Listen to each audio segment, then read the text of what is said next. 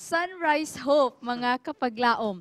Crossroads. Sa wala pa nasayod ni ini ania, nakikauban ka nato si Elder Panisan alang sa ihang promotion. Elder, unsa kining Crossroads? Ang Crossroads mo na gitawag og Mindanao Wide Music Fellowship mga paghimawon sa Pilay Sports Center karong Mayo 9 ug Mayo 8. Gangyon ako ang tanan nga gimbitar na ko ang tanan nga ani mga panahon na dili lang ang membro sulod sa iglesia labaw sa tanan mag-invite patag mga non-Adventist. Unya karon sang Sabaduha, Ma'am Charm, karong Sabaduha do na tay himuon nga NCMC Music Wide Fellowship dito sa Lunukan, Manlulupon. Invited ang tanan so, invited mi madto. Tanan. Karon Today, gyud. Karon gyud. Alauna magsugod. Alauna magsugod atong music fellowship dito sa Lunukan.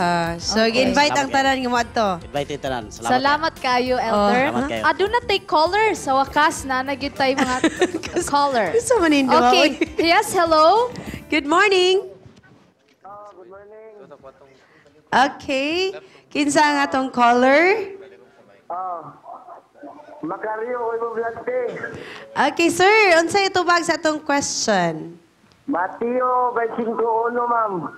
Aha, Matthew tanaw na to. 5:1, sakto ba? Tanaw na to kung ang tubag insakto ba? Yes. Okay, the parable of 10 virgins can be found in Matthew 25. Oh.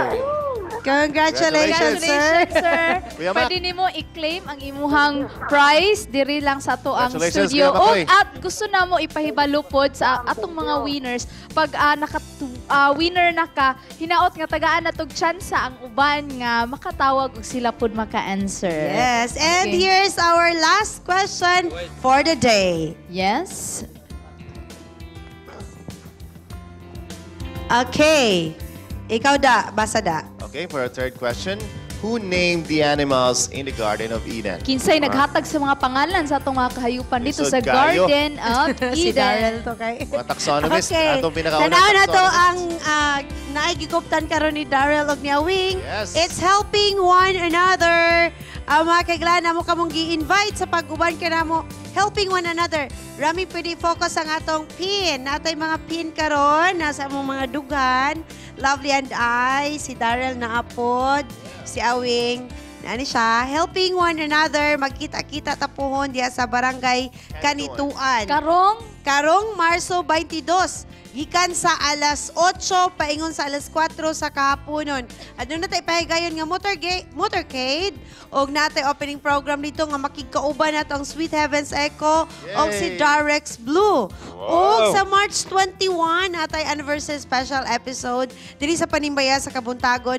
Abangan nato ang Shining Heroes, ang Sweet Heavens Echo, og ang Delmar. og si Delmar Darex Blue, Choir. og ang Delmar Choir. Kids Choir, Kids So, Choir. abangan na to nga, daghan tag mga bag-o next Yes. Sabbath as a part of our celebration sa surprises atong too. first anniversary. Og part aning first anniversary sa Panimbaya sa Kabuntagon, ang atong pagpasalamat sa inyong tanan nga nag-inspire ka na sa pagmataog sa iyo nga bisag dili mi kabalo dinhi, pero inyo man gitagaag reason nga maningkamot nga makabalo og reason nga maghatod og dugang serbisyo.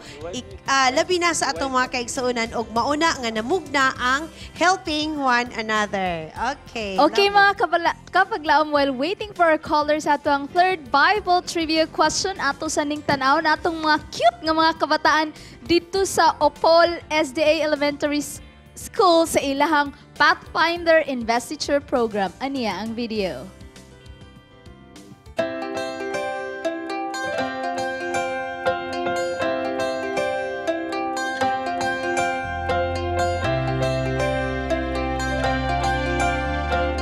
Training our children to become an effective leader in our community. This is what Opol SDA Elementary School is committed to believe. That is why they are now having their Pathfinder Investiture program. This little boy, you know what was his work? He was a shepherd. When the Israelites, sa una sa Israel, na sila'y kalaban nga dako tayong nga tawo. Ug siya na jud ang nakapildi sa dako nga tawo. Kailan mo kung kinsa ni?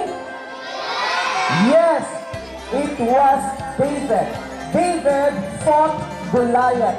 Pathfinder training is to equip our students not only for their physical or mental, but most of all, the spiritual development of our students. And this is also to train them to become good citizens and to become good leaders in the church someday.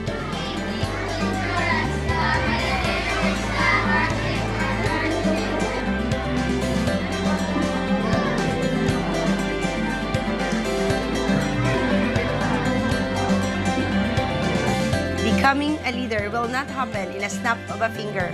This is why sugod sa kindergarten hangtod sa grade 6 ang Pathfinder training maoy usa sa pinaka-importanting parte sa pag-umo sa atong mga kabataan dinhi sa maong eskwelahan. Kini si Charm Senaning, kaninyo na nimbaya.